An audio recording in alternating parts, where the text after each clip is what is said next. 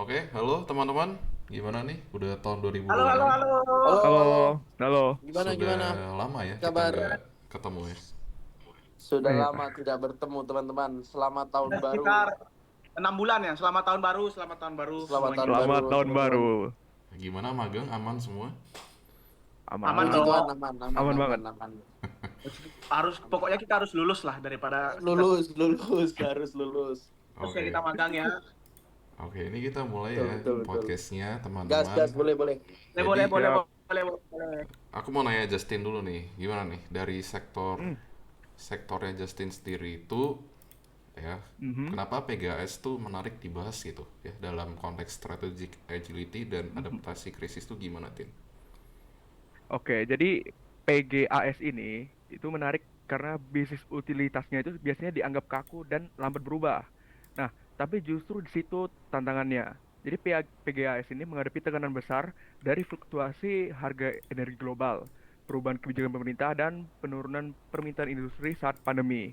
Nah, di kondisi seperti ini, PGAS itu tetap harus menjaga pasokan gas nasional sambil menyesuaikan strateginya agar tetap relevan dan berkelanjutan. Nah, PGAS sendiri dalam menghadapi situasi krisis, kita bisa lihat dari sisi leadershipnya, yaitu leadership unity. Jadi manajemen PGAS ini relatif konsisten menjaga keseimbangan antara mandat sebagai BUMN dan tuntutan kinerja bisnis. Jadi saat pandemi, fokus mereka bukan ekspansi agresif, tapi lebih ke menjaga cash flow, efisiensi biaya, dan juga keberlanjutan operasional. Nah, pendekatan ini itu membantu PGAS tetap bertahan di tengah tekanan permintaan dan juga volatilitas harga energi. Lalu bagaimana solusi inovatif dari PGAS sendiri? Nah, solusi inovatif dari mereka itu lebih ke arah implementasi seperti optimalisasi jaringan pipa, integrasi LNG untuk menjangkau wilayah yang belum terhubung pipa, dan digitalisasi monitoring distribusi gas. Dan ini mungkin terdengar teknis, tapi sangat penting lah untuk meningkatkan keandalan pasokan sekaligus menekan biaya operasional. Nah, Wah, aku mau gimana? keren, keren, keren sih dia bisa jaga cash flow-nya waktu keadaan COVID itu keren sih. Betul, Maksudnya Betul, mengantisipasi susah banget soalnya, Pal. Kalau misalnya waktu antisipasi zaman-zaman COVID bangkrutan itu kan. kan. Iya, iya. Hmm, betul Mengerikan sih. sekali. Keren, keren, keren, keren. Hmm. Terus gimana, Aku Tin? juga mau nanya balik nih ke Oh, Stefan. boleh, boleh. Boleh nggak? Oke, Boleh. aku pengen nanya ke perusahaan Kin. Oh ya, oke. Apa Nah, partainya? Kin ini kenapa sih Kin ini menarik dibahas kalau kita bicara soal strategic agility dan juga adaptasi krisis? Oke, Kin ini menarik dibahas karena memang dia tuh operasionalnya itu dia pendapatannya itu relatif stabil ya melalui PPA jangka panjang gitu. Jadi dia juga mampu menjaga kinerja saat terjadi krisis ya makroekonomi apalagi sekarang ya ada yang mau perang segala macam. Dan juga Betul. memang Kin ini menunjukkan kemampuan menyesuaikan portofolio proyek dan struktur pembiayaan agar tetap selaras dengan perubahan regulasi gitu ya, kondisi pendanaan segala macam bahkan transisi energi. Jadi memang Kin ini contoh perusahaan utilitas yang adaptif banget terhadap krisis tanpa mengorbankan stabilitas operasional. Gitu, Tim. Oh, Gimana paham, nih? paham. Jadi memang menarik kan Kin itu sebenarnya gitu. Cuman Menarik banget. ada sih Lumayan, aku lumayan, lumayan. pengen nanya nih dari Bro Andrew nih, gimana Bro Andrew? Gimana Bro Andrew? Ke- Kenapa tuh? Ya, Kin itu gimana? Uh, Terus juga mungkin Bro Andrew punya pertanyaan gitu atau ke siapa gitu? uh, Kalau misalnya bicarakin ya, aku ini sebenarnya eh apa namanya mau nanya inovatifnya Kin ini. Contoh nyatanya dari Kin itu apa? Ada nggak ya? Yang Untuk Alden apa tahu? tuh? Apa tuh? Soal ini solusi inovatifnya. Solusi inovatif dari Kin ya. Ah, ah, ah. Sebenarnya kalau solusi inovatif Eh, dari Kin itu ya terlihat pada pengembangan energi terbarukan ya berbasis aset yang Mm-mm. disesuaikan dengan karakter lokalnya sih. Jadi memang Kin Oh. ini juga memanfaatkan PLTA gitu ya. Jadi secara kecil, menengah segala macam itu juga biomasa pun di dekat lah dengan sumber bahan bakunya mereka gitu. Oh, berarti dia ngambil dari skala kecil sampai menengah berarti ya, Den? Betul. Oh, wah, oke, gila. oke, oke, oke. Oke, Menarik, mungkin menarik Kin. Bro Palota ya atau Oke, oke, oke, oke. Ini kalian mau ngasih aku pertanyaan atau aku yang memberikan pertanyaan nih ke kalian semua nih? waduh. Karena ya selama ini yang sudah aku simak, beberapa perusahaan dari kalian semua keren-keren sih. Maksudnya dari segi mensupport setiap orang ya, karena kan setiap orang pasti memakai yang namanya PGAS tadi, KIN tadi, ya kan untuk Betul. masyarakat sekitar lah. Udah keren. Jadi ya, apalagi yang aku lihat itu caranya dia menanggulangi keadaan COVID itu sangat luar biasa sekali dari perusahaan si Justin tadi nih Justin ya, Justin Iya. ya, gila dia bisa jaga flowchartnya mereka waktu zaman COVID loh, Pal. Masalahnya waktu zaman COVID itu susah banget kan, lihat yang lain-lain pada tiarap semua soalnya, Pal. COVID itu Waduh. sangat mengerikan. Sama Wih, ini, kacau. aku tuh sempat dengar juga utilitas itu brand itu kan sangat booming sekali di bursa ya. Apalagi Ha. owner dari itu tuh Pak Prajogo ya kita Wis, kenal lah semuanya. Pak PP ya. Ha, betul. Aku tuh pertanyaan nih, siapapun boleh jawab lah. Boleh, Aku boleh. ya mungkin Andro atau siapapun boleh jawab. Ha. Apa latar belakang sejarah berdirinya PT Barito ini, brand ini? Bagaimana Kalau perjalanannya? Aku pengen tahu ah, gimana sih kerennya.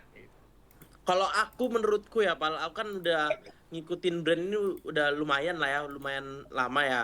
Menurutku ini kayak PT brand ini kan Barito Renewables Energy Tbk, atau yang mungkin orang-orang biasa taunya itu brand kan. Brand ini kayak mereka ini perusahaan energi terbarukan yang fokus itu pada pengembangan dan pengoperasian pembangkit listrik berbasis panas bumi, Pal. Jadi Oh, gitu di Indonesia ini. Nah, perusahaan ini merupakan bagian dari Barito Group. Tahu kan Barito Group, teman-teman? siapa sih yang nggak tahu Tahu, Barito? tahu. Iya, masa nggak tahu Barito Group, kan keterlaluan banget kan, ini udah gila kalau di Indonesia. Barito Group ini kan udah jangkauannya luas, bisa juga mereka Konglomerat sampai lah ya kita bilangnya. konglomerat memang. Nah, sejarah brand ini aku mau kasih tahu sejarah brand ini. Ini bermula dari kebutuhan untuk memanfaatkan ininya, sumber energinya yang bersih dan juga berkelanjutan gitu. Sejalan dengan komitmen nasional Indonesia dalam transisi energi dari energi fosil ini ke energi yang terbarukan gitu. Pal. Oh, Terus keunggulan utama dari brand ini sejak awal itu mereka ini penekanan pada teknologi ini geothermal itu yang oke. mampu itu geothermal yang mereka itu keunggulannya itu bisa menghasilkan listrik secara konsisten, dan juga mereka itu kayak kasih kontribusi terhadap bauran energi nasional yang lebih bersih dan juga lebih merespon tren global gitu loh, Pal, menuju Oh, keberlanjutannya energi. berarti nggak beda tipis ya sama tentang Arco Hydro. Enggak, kalau sama LTA, Arko sama-sama ini iya utilitas nih. kurang lebih lah, kurang lebih gitu, Pal. Hmm. Kurang lebih kalau sama ini ya Arko itu ya. Nah, aku nih kalau kamu bahas Arko nih, Pal, aku mau nanya nih tentang Arko ini. Boleh tuh. Kalau Arco boleh tuh. Ah, Apa. kalau menurutmu, aku balikin pertanyaanmu ke aku nih ya. Keunggulan utama dari ini Arkora ini apa sih, Pak? Arkora Hydro kan? Arkora Hydro bukan? Ya, benar. Jadi Dibandingin keunggulannya itu, perusahaan energi yang lain di Indonesia. oh, iya. Dia kan bergerak di PLTA ya kita semua tahu pembangkit listrik tenaga air. Heeh. Eh, jadi musuh utamanya dia tuh adalah PLN ini, kayak PLN, gitu. oke. Musuhnya dia tuh PLN itu. Jadi aku rasa dengan adanya PLTA ini eh, mungkin kedepannya bakal oke lah, karena kan kita nggak perlu mahal-mahal bayar listrik melalui PLN lagi. Kita Oke. gunakan Hmm. laut atau apapun itu, karena proyek-proyeknya apa namanya, perusahaan Arcoro Hydra ini ada di mana-mana dan jangka panjang kayak gitu. Itu Oh, gitu. kendaranya dari Arco. Pokoknya kesimpulannya kayaknya luar biasa banget ya Dia jangka utilitas. panjang ya, Pal. Jadi kayak sehingga mereka ini relatif lebih tahan terhadap fluktuasi nggak sih, Pal? Fluktuasi Benar ekonomi dan banget. juga harga energi fosilnya mereka. Eh, Iya, iya. Kak, ini nih, Pal. Kita lanjutin pertanyaan ini ya. Nah, kalau menurutmu nih, prospek Arko ini ke depan gimana, Pal? Sama dari sisi ekspansi dan juga peluang bisnisnya mereka ini. Mungkin ada jawaban, Pal? Arcoro Hydra punya peluang tumbuh secara bertahap, sistematisnya bertahap. Oh. Gitu. Berarti mereka step by step gitu ya, Pal? Ya. Oke, oke, oke. Kayaknya udah 10 menit ya, 10 menit lebih nih. Iya, Oke, betul. Jadinya oke. Betul. Iya sih. Oh, udah Ha. 10 menit ya? Gila, Udah. kira masih berapa menit?